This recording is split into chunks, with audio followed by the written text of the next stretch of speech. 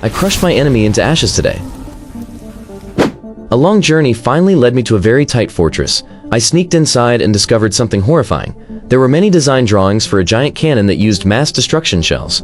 If this weapon were fired at a major city, thousands of people would die instantly. While I was walking through a dark corridor, I finally stood face to face with the general who had destroyed my life. He still looked as cruel as ever. He immediately ordered his troops to kill me. I used a sophisticated crossbow that could fire bombs to destroy them all. However, one of his right-hand men, who was very skilled in combat, managed to shoot me twice right in the chest. I was badly wounded and had to flee with what little strength I had left. I fell off my horse in the middle of the forest and felt my end was very near this time.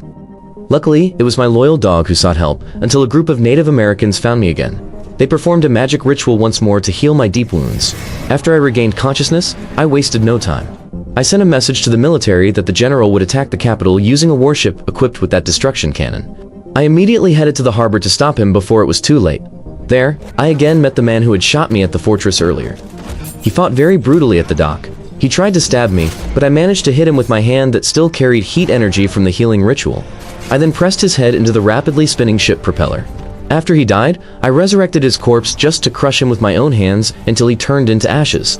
That was a satisfaction that cannot be explained in words. I managed to board that warship just as the general was giving a victory speech to his troops.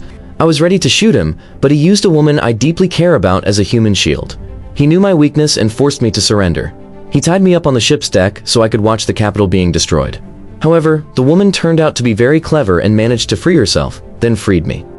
Government warship that tried to block us was instantly obliterated by the first shot from that giant cannon. The power of that weapon was truly insane and nonsensical. We had to move quickly before the general fired the next shell toward the city center. Woman and I worked together to infiltrate the engine room. I used a flamethrower to ward off all the general's henchmen who tried to block us. In the shell loading room, I dueled with the general again.